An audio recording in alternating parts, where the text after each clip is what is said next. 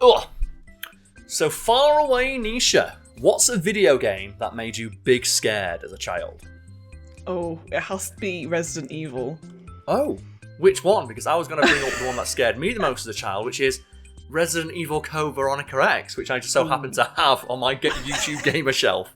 I always remember that one because I always remember the cover of the game box. It's just a close-up face. It's so zoomed in. It looks like, do you know that shit post of Donkey from Shrek?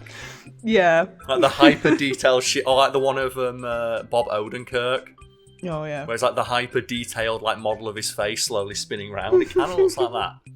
Get that shit trending, folks. To put it diplomatically, video games have had a checkered history when it comes to their interactions with legacy media. Something that can be attributed to, in part, a single scene in the video game Night Trap in which a lady is kidnapped by a bunch of bin-bag vampires carrying granny grabbers. No, really. So before that, Nisha, I should mention that today's video is sponsored by me and you, because we both like video games, yes, we play video games. Yeah. And people can find us playing video games on Twitch. For me, it's twitch.tv/Karl Smallwood. But for you, Nisha, they can find you where? It'll be the same again, but Midnight Niche. Yes, and there'll be links to both of those below. And you in particular, Nisha, like playing horror games, yes? Well, I like watching people play horror games. I'm terrible at horror games. Which means you're great at playing them for an audience on Twitch. Well, you've seen me attempt to play SCP, Containment Breach, and Five Nights at Freddy's, and how terrible was I at that? Not great, but again, that makes for good viewing for the folks at home. So if seeing Nisha get big scared at a video game is your cup of tea, or seeing me get big hype at a video game like Metal Gear Rising Revengeance or a similar action game, you can find links to our social medias and Twitches below. But let's move on, Nisha. What do you know about some Night Trap? Is that the game where it was like part video, part game? You are absolutely right, Nisha. Yes, it utilised actual live action footage interspersed with very, very dated special effects and gameplay mechanics.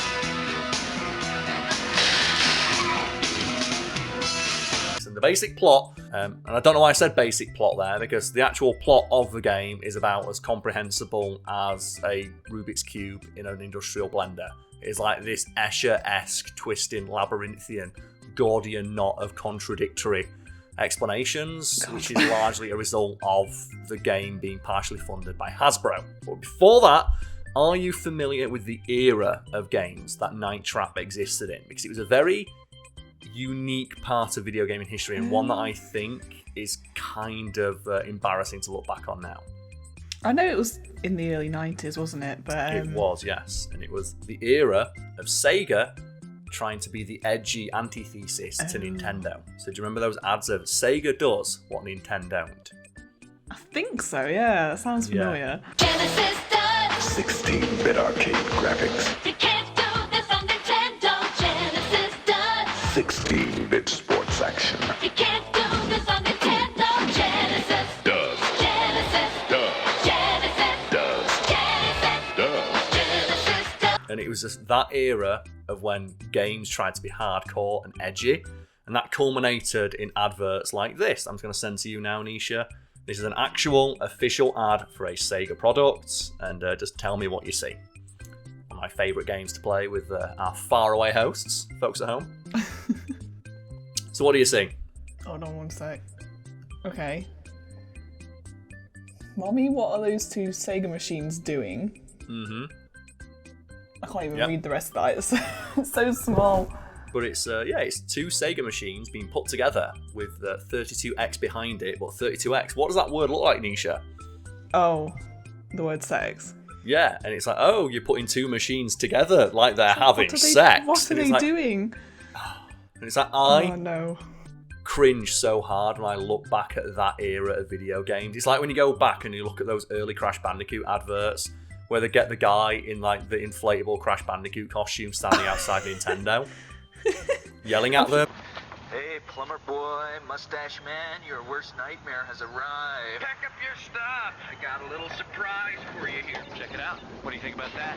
We got real-time, 3D, lush organic environments. Or where they had like, this is a real thing by the way, like PlayStation release, like, oh, here's Crash Bandicoot's driver's license, and when it says sex, it says yes, please. I remember that one, yeah. Yeah, but it's just, oh, that's so cringe. It's no wonder like it's such a difficult thing to argue that video games should be considered art when that was like what gaming was for like 5-10 years, and to an extent still is to this day with some elements of the gaming fan base. But moving swiftly on, from all that, now we've established the era in which Night Trap existed, it probably makes more sense when we talk about the actual gameplay. So what do you know about the gameplay, Nisha? And is it where basically intruders break into a house and try and kidnap some women or something like that? It is exactly that, yes. Initially, the plot was relatively simple compared to what it ended up being, and it was you, the player, are a part of Special Forces group that is in charge of the traps present in a hyper-futuristic turbo mansion to help a bunch of teenage girls who are partying, who are about to be kidnapped by ninjas. Protect those 5 girls from whatever happened to another bunch of teenagers. They disappeared after spending a night at the Martins. Last night, one of our agents got into the house and found a weird security system. Hidden cameras in almost every room and a series of traps. Our agent spliced an override into the security system, enabling you to control the cameras and the traps with this remote unit.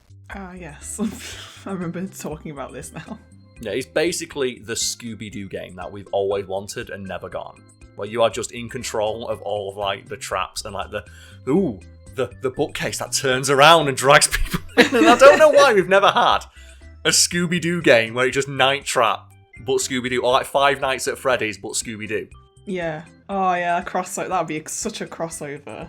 Yeah, like there needs to be more Scooby-Doo because Scooby-Doo's awesome.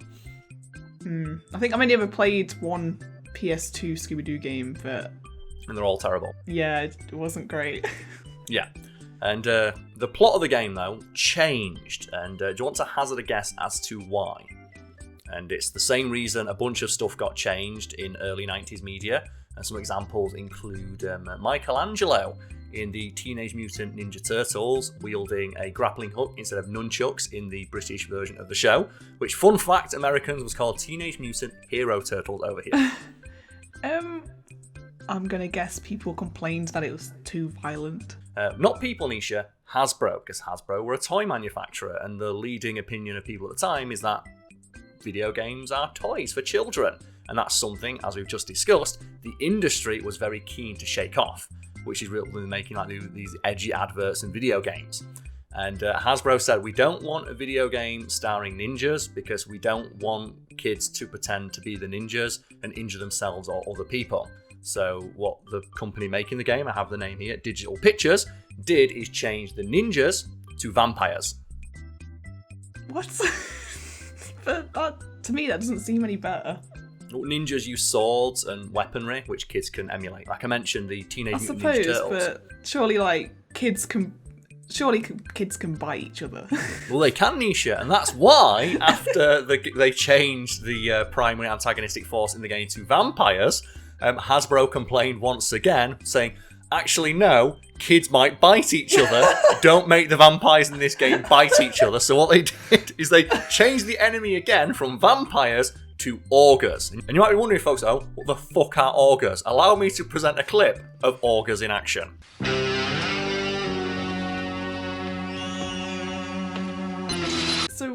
So what did augurs do? Oh god, just put my coffee everywhere, folks. You know what? I'll clean it up after all. Augurs, Nisha, stumbled around with all of the finesse of a drunken grizzly bear trying to batter salmon out of the air. And they were almost comically inept enemies who shuffled around like zombies covered in bin bags. And I'm going to send you a picture of one right now, Nisha. That sounds like, a pretty ridiculous description. But you tell me what you see when I send you this picture and tell me that is not a bin bag ninja. Just describe it. It just looks like a bin bag ninja. Yeah, it's just a man covered in bin bag. It was like the Masked Magician cosplay, doesn't it? Now with the curtain back on, the assistant emerges from the basket and magically reappears, unharmed. It does. Yeah, oh my god. And what's he got in his hand? Some sort of like grappling hook. Well, that niche is the aforementioned granny grabber, and that is how Digital Pictures came up with a solution to the problem of not being able to have the vampires bite people. And what they did is they gave them these hooks that would drain their blood instead. And this is one of those really amusing things from video gaming history where these decisions actually made what the augurs did all the more horrifying. Because if you think back to, like, you know, the oldest examples of vampire media, like Bela Lugosi, you could frame a vampire biting someone in a very cinematic way to hide all of the violence and leave everything else to your imagination. Like the classic shot of, like, you know, Dracula putting his cape over the lady as he goes down to bite her, and it's your imagination that does the rest. Mm-hmm. You can't do that when it's just a big plastic hook that you strap around someone's neck and drag them into a cupboard screaming. Just use part of the bin bag to cover what they're doing. Imagine that. The thing is, though, that'd be even scarier, putting a bin bag over someone's head. That'd be terrifying. That's like, I still contend, like, speaking of, like, you know, the edgy video gaming trend, like Manhunt, and that's the game where you can, like, basically, that is literally a murder simulator. And I contend the most brutal, uncomfortable part of that game is the very first thing you do, which is put a carrier bag over a guy's head. Oh, no. And it takes like 40 seconds to kill him.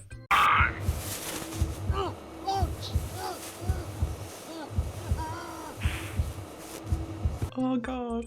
I've never played that one. That sounds horrendous. It's not a great game. And that's like, I mean, there was like the edgy era that we're talking about now, and then there was like the renaissance of that with the rise of things like Grand Theft Auto, like subsequently Manhunt, like and then God of War, which lent more into, like, the fantasy, like hyper-violence aspect. But yeah, not the best era. And I think Night Trap, if you watch it now, it's actually hilarious. It is like basically a B movie with how ridiculous and over the top it is. However, there is one part in it that helped lead to the creation of the ERSB. And I have to get that acronym right because sometimes I get it in the wrong order and people give me shit for it.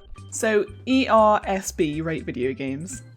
Basically, yeah, they're the reason why, in America at least, you'll go buy a video game and it'll say, you know, adults only or something on there. And we have something similar over here in the UK.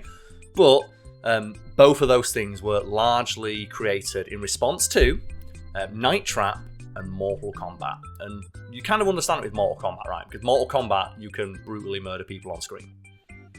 Like, admittedly, you look back, those early Mortal Kombat games, the graphics are kind of hilarious, but you have to remember, folks, like, look back on that with the eye of someone in the 90s where it is, you know, a digitized actor. So it's like, you know, it's a real person you see on screen being turned into a skeleton. That's a pretty brutal thing to put in something that was ostensibly at the time aimed at, like, solely at children. And you can argue that at the time the industry was trying to, like, you know, present itself as being more mature and for, like, you know, older kids, teenagers, and even adults. But you can't take away from the fact that at the time it was the assumption that video games were for children, and these video games contained people having their head ripped off.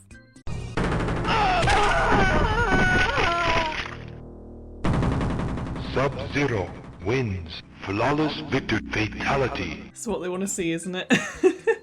It's like Resident Evil, that was in the 90s, and that was, like, violent and brutal. It was, yeah, and that's when the industry, like, started to mature with the release of the PlayStation. I think the PlayStation, like, 1, so I should clarify, because, like, the PlayStation can mean, like, anything now.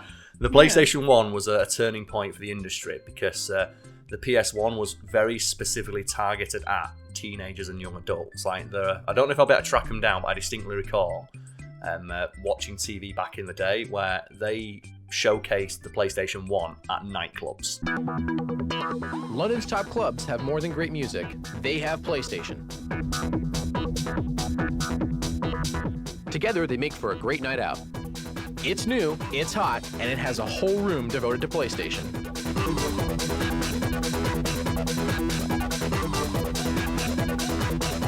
Because the PlayStation 1 wasn't sold as a games machine, it was sold as a lifestyle choice. Which is why the PlayStation could play CDs and was released with games like Wipeout, which had, like, you know, the dance trancey soundtrack that was very popular at the time. Video games fit right in with the club's smoke and light show.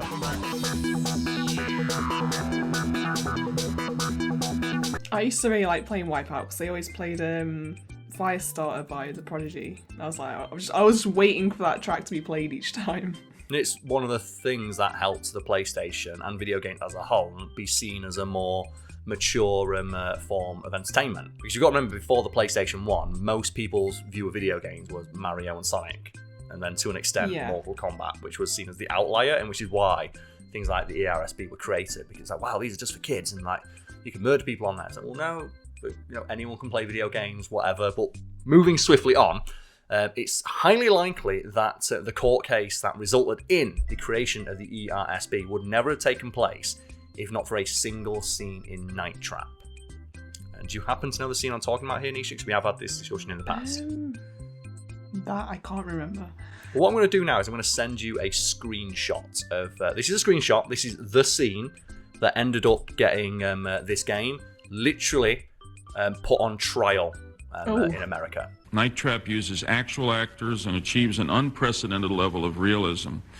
What is particularly troubling about the scene in this film that we have an extract of is a graphic depiction of the violence against women with strong overtones of sexual violence. A scantily dressed woman basically being grabbed by that grabby granite contraption and being held by two other men. So basically 3 men are on her, attacking her. Like violently assaulting a young woman in negligee. And this screenshot was taken out of context and presented, as mentioned, in Congress, I think it was, as an example that this game was a murder simulator. And it doesn't matter that it wasn't, because like, people are screaming in the comments like, no, it wasn't. That doesn't matter. That's what it looked like. And it's worth pointing out for anyone who's curious, like, where does that screenshot come from? That is if you fail the games. Keep in mind, your goal was to keep those girls safe. However, there were numerous failure screens, such as that one. And for the most part, a lot of the failure screens were cartoonishly camp. They were very B-movie-esque, and it was mostly just like, people going, ah, and then falling through a hole in the floor.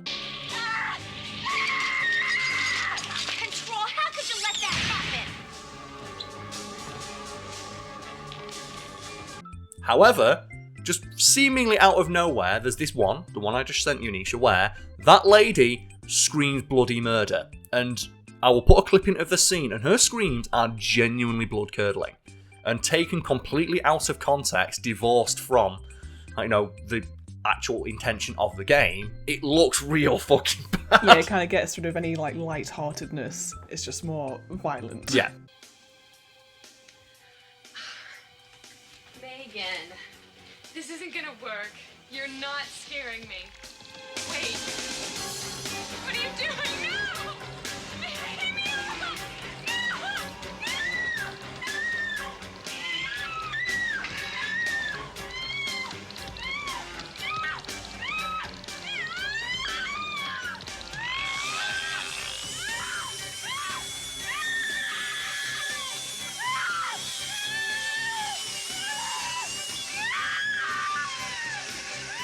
Because if you take that scene out of context and then put it next to Mortal Kombat, which also includes digitized actors, a real facsimile of a human being being violently murdered, you would be able to make a pretty compelling case that there are video games out there that allow children, who were seen as the primary demographic for video games at the time, to murder people.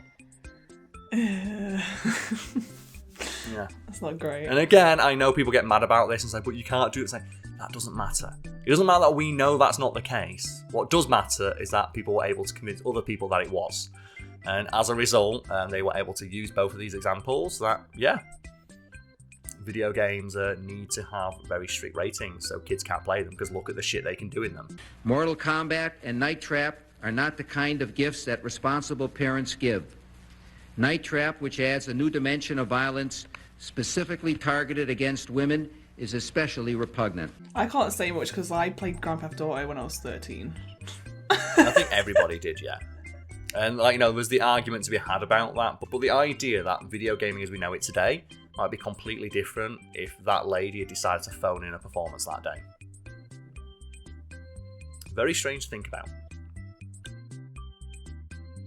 So far away, Nisha, you mentioned earlier in this video that you played video games intended for adults at a younger age than you it was probably should just have. Grand Theft Auto. That was it. Yeah. And I think a lot of people probably watched or consumed media that was rated as being for older kids or maybe even adults. And I really don't know on which side of this I fall, because it's an argument where it's really difficult to actually have a discussion about it because people are so absolutist in their opinion. It's either, something's 18 rated or it can never be viewed by anyone who's like, not that age. But then you have the people who say, oh, you can let kids watch whatever they want. And it's like, I'm kind of in the middle of, well, it kind of depends of like, what is actually in the game? Something like, Grand Theft Auto, where you can just shoot and run people over. Yeah, maybe a 11, 12-year-old shouldn't be playing that. Or something like, Saving Private Ryan, which I think is actually considered it's a special case where even though it has a lot of violence in it, it's intentionally rated lower. But I think you can be 15 to watch that instead of 18 in the UK. I'm not sure what it is in America. The same thing with Schindler's List, where Schindler's List is deliberately given a lower rating because it has artistic value. To be fair, I think going back to Grand Theft Auto, I played it was Vice City, and to be fair, I was really into driving games back then, and the thing that I did on it mostly was just drive around and listen to the radio. I didn't really do any of the missions because I was probably too young and terrible at it, but I just wanted to drive the cars. And I do think we need to go back and look at some of those older games, if you looking at Night Trap, Night Trap was rated adults only, and it's like nothing happens. Then you come back, you get that gets the same rating as Grand Theft Auto or Call of Duty or Mortal Kombat, the new ones today where the graphics are so real that they're giving people making them PTSD. Ready, Jax?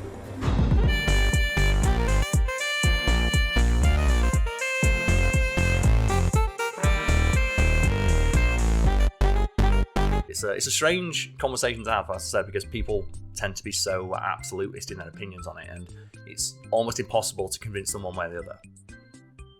The amount of times I've talked about, maybe kids shouldn't play Grand Theft Auto. Well, I played and there's no problem with me. It's like, well, you're being really aggressive right now. Maybe there is some issues. Well, I turned out fine, Carl. I think people always see it as a personal attack on them as a person, and not an abstract discussion about just the influence media can have. Because I think media does have an influence on you, whether you want to admit it or not. Yeah, I think I agree with that. It does definitely have an influence, but it varies. It depends on the media, depends on the person. Yeah. Depends on their upbringing, depends on the situation in which that media was consumed.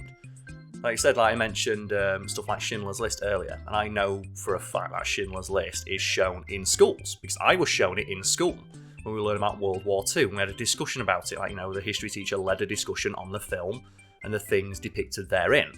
And that would be a very different experience, watching it on TV at 8 years old, and not having any of the context there, and not having someone you can discuss what's happening on screen with. We never watched that in school. I just remember watching Holes. You watched Holes? Is that what you watched in school? Not in history, but yeah, I think it was English. We watched Holes. Well, I guess I think media does have value, and just to go back to that whole thing, media having an impact on you whether you like it or not. Anyone who disagrees, what do you think when I say the word 69? And if you immediately think nice, there you go. Media has an influence on you. Because people always do that, don't they? So, media has no influence on me, as they quote memes at you they saw 10 years ago. It's like, well, clearly they do. Every other line is some sort of quote from a TV show. Yeah, it's like, oh, media has no influence on me, says person whose entire personality is 3 YouTube channels. Some sort of franchise. Oh, but go on then, Nisha. What was the thing you watched then that you probably shouldn't have, that scarred you as a child? You said Resident Evil. Is that the one? Are we on about just games? Or just any sort of... Let's just move on to media in general. Is there any media that was aimed at perhaps someone older that you consume that did have a negative effect on you? So the one for me was Jaws. And I think this is a pretty common one because I've mentioned it a few times. People tend to agree, which is, I watched Jaws as a kid. I was scared of it. So scared, in fact, I was scared to put my feet to the bottom of my bed. Oh. And I've said that a few times and had a lot of people agree with me. I think that's a pretty common one. And I think it's just a good example, which is kind of harmless in a way. It's it didn't cause any lasting damage, but maybe I was too young to watch Jaws because it quite literally caused me to have several sleepless nights. I know there was one horror film that creeped me out when I was younger called Puppet Master. That was quite graphic. not like it's like probably more laughable graphic now because it was I think late 80s, early 90s sort of, but it was still like really horrible and creepy. But I don't think it scarred me. I don't feel like anything I've consumed scarred me. Like I watched, like I've said a million times, I watch paranormal stuff and I could go to sleep easily after watching scary stuff, and I can explain away everything. But yeah, I think that's one that comes to mind was quite creepy and quite gory for what it was.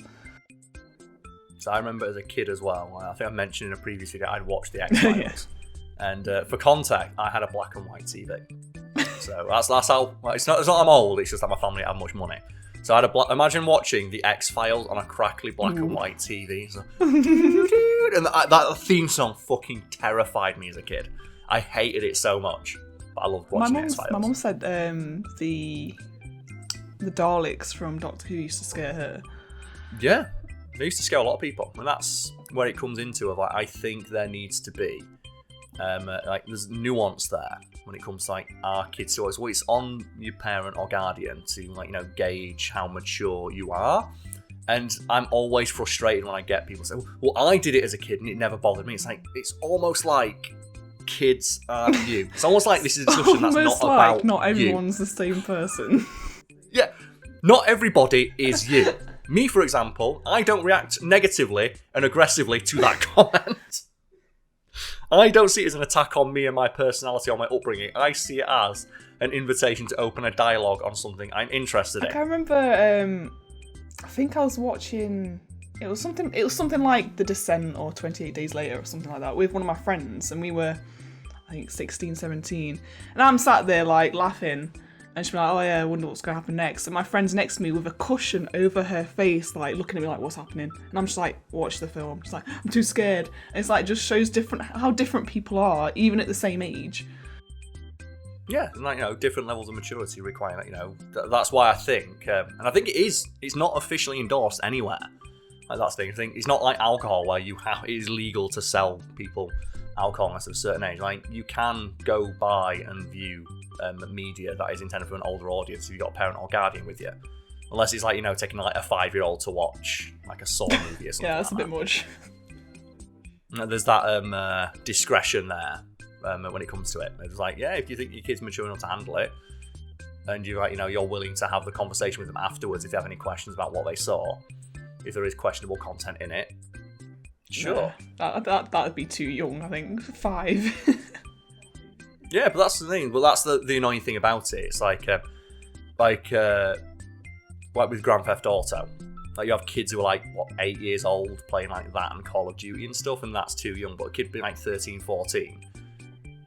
Like I think at that age you're mature enough to understand consequences and stuff like that, and be taught, or at the very least be taught them, and not actually be able to take that knowledge in. And I don't know. It's an interesting discussion, and it's one that I'm glad I'm able to have. And I look forward to everyone yelling at me in the comments because they disagree.